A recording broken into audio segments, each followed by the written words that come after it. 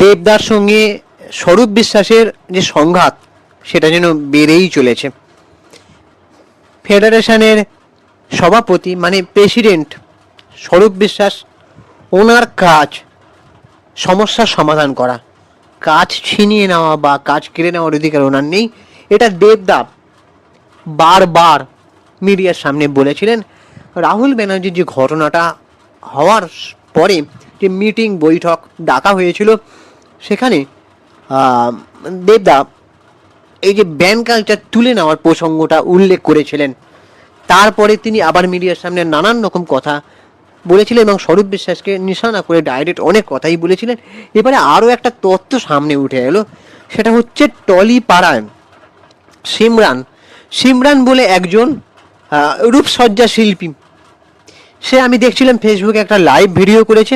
সেখানে সে জানিয়েছে যে ফেডারেশনে অভিযোগ জানানোয় তাকে নাকি হুমকি দেওয়া হয়েছে। হুমকিটা হচ্ছে, এখানে আমি উচ্চারণ করতে পারছি না, মেরে ফেলার হুমকি দেওয়া হয়েছে। সে নাকি 2 বছর ধরে বেকার, কোনো রকমে নাকি সংসার চালাতে হচ্ছে তাকে, যারা তার দেখভাল করতো তারাও নাকি মারা গেছে, এমন এমন অনেক কথা। এবারে সেই সিমরানের পাশে দাঁড়িয়ে দেব আবার নজির গড়তে চলেছে, মানে আরও হেডলাইন, আরও দেব স্বরূপ সংঘাত, এই এই এই হেডলাইনটা আরও কোথাও গিয়ে বেশি করে লেখার সুযোগ হয়ে গেল। তো নমস্কার, আমি সুপ্রিয় রয়েছি তোমাদের সঙ্গে। তোমরা প্লিজ আমাদের ইউটিউব চ্যানেলটাকে সাবস্ক্রাইব করে দাও, ভিডিওটাতে একটা লাইক দাও, পুরো ভিডিওটা স্কিপ না করে দেখো, আর আমাদের চ্যানেলটার সাথে জুড়ে থাকো অবশ্যই।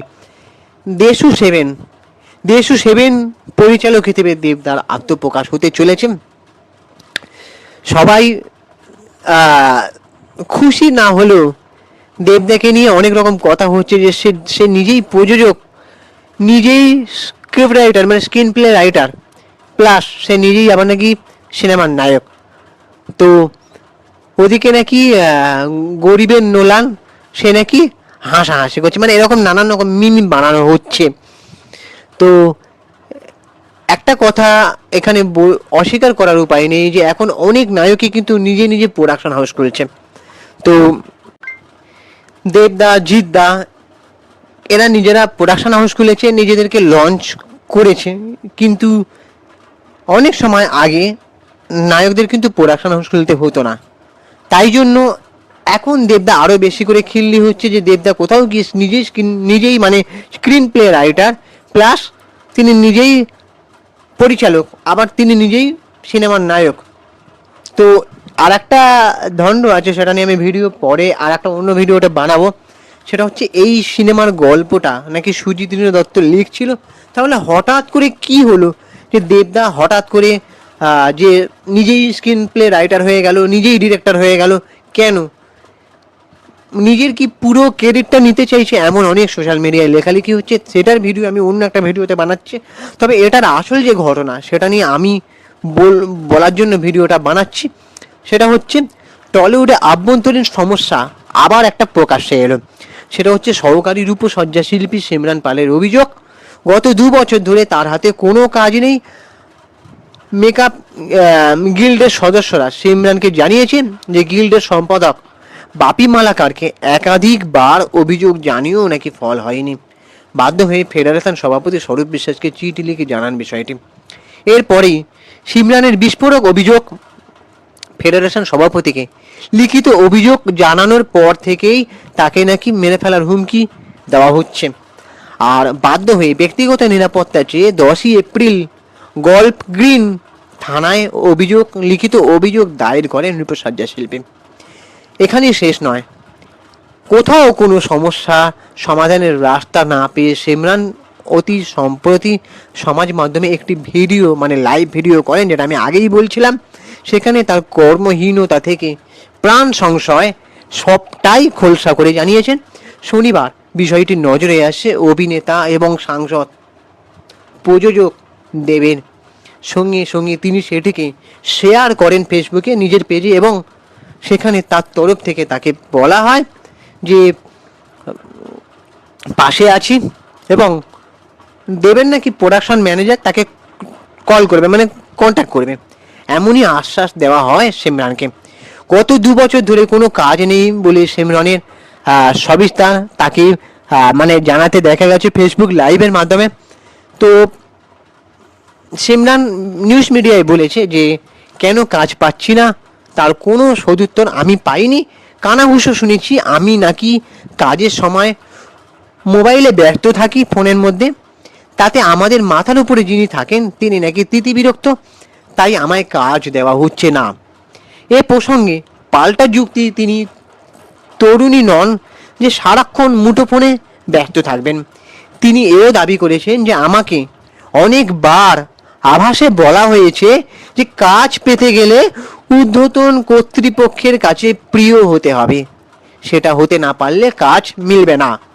গিল্ডের সম্পাদক বাপিরও কি একই বক্তব্য? কাজ পেতে গেলে বসের পছন্দের মানুষ হতে হবে, কিন্তু তার জন্য ঠিক কী করতে হবে সেটাই তো জানা নেই।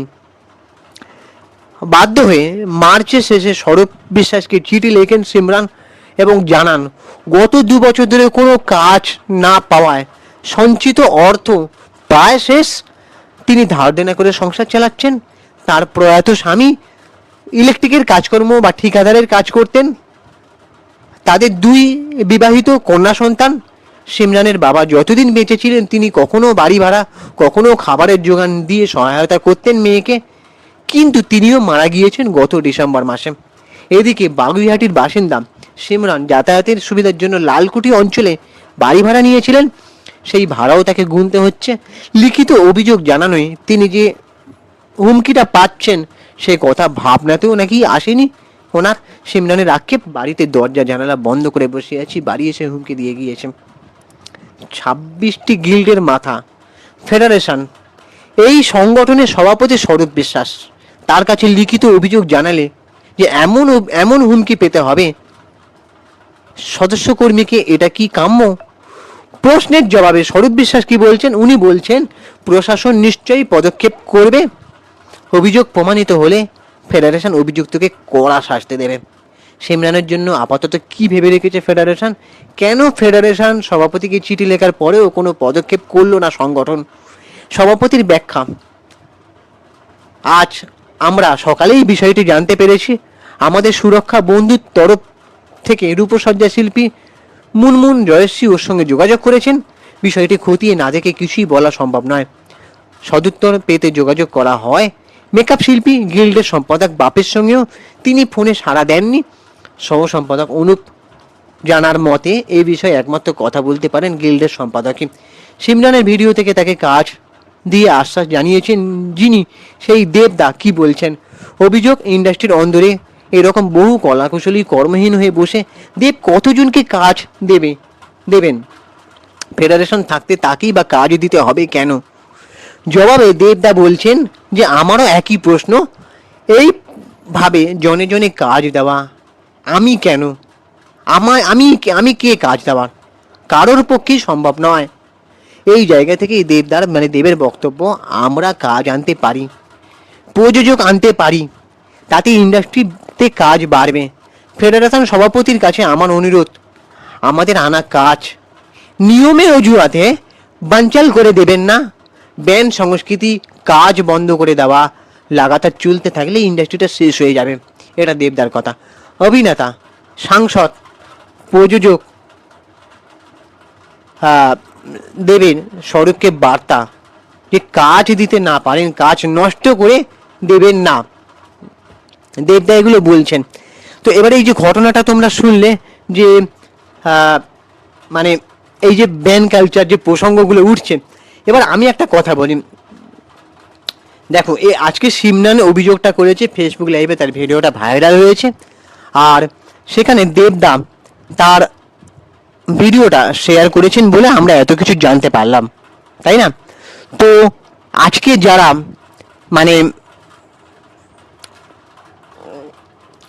যারা এমন অবস্থার ভুক্তভোগী অনেকেই আছেন, তাদেরটা কি প্রকাশ্যে আসছে না, অনেকেরই প্রকাশ্যে আসছে না। আর এই যে এখানে না অনেক কিছু নিয়ম কানুন আছে। কেউ যদি কাজ করতে চায় তার কাছে অ্যাসিস্ট্যান্ট ডিরেক্টরের কার্ড থাকতে হবে, তবে সে ডিরেক্টর হতে পারবে। নানান রকম কার্ড থাকতে হবে তাদের কাছে। কার্ড বাতিল হওয়ার ব্যাপার আছে, অনেক বড় মাথার হাতেরও ব্যাপার আছে। তো এই জায়গাটা না অনেকটাই নোংরা। আজকে আমরা সিনেমা দেখছি কিন্তু ভেতরটা প্রচুর নোংরা, আর নোংরাটা করা হয়েছে, ঠিক আছে? এই যে নোংরা পরিবেশ, অনেক মানুষ, অনেক ট্যালেন্টেড মানুষ, ইচ্ছা থাকলেও স্বপ্ন থাকলেও আসতে ভয় করে তাদের। এমনটা যদি চলতে থাকে তাহলে টলিউড ইন্ডাস্ট্রিটা সত্যিই শেষ হয়ে যাবে। এমন ভয়ের পরিবেশ যেন ইন্ডাস্ট্রিতে তৈরি না হয়, এটাই চাইবো। এবার তোমাদের কি মতামত তোমরা অবশ্যই কমেন্ট করে জানাতে পারো। আমাদের ইউটিউব চ্যানেলটাকে সাবস্ক্রাইব করে দাও, ভিডিওটাতে একটা লাইক দাও।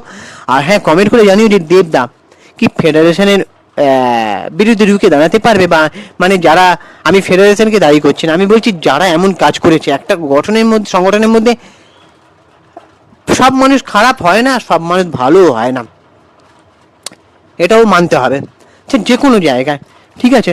তো দেবদা কি একা পারবেন এই সব ঘটনার বিরুদ্ধে রুখে দাঁড়াতে? আর সিমরান কি সত্যি মানে চোখে আঙুল দিয়ে দেখালো তার বিরুদ্ধে অন্যায় যেটা হলো, আজকে সিমরান কাজ পাচ্ছে সহযোগিতা পেয়ে। আরও যারা এরকম ঘটনার ভুক্তভোগী বা শিকার, তাদের সাথেও কি ভালো কিছু ঘটতে চলেছে, নাকি তারাও এরকম ভুক্তভোগী হয়েই থাকবে? তোমাদের কি মনে হয় অবশ্যই কমেন্ট করে জানাতে পারো। আমাদের ইউটিউব চ্যানেলটাকে সাবস্ক্রাইব করে দাও, ভিডিওটাতে একটা লাইক দাও। আমি ইনস্টাগ্রামে রয়েছে সুপ্রিয় বৈশালী সিনেমেরিয়া, অথবা চিনকি বাবু টো 531, ওখানে গিয়ে ফলো করে দাও। টাটা, দেখা হচ্ছে পরের ভিডিওতে।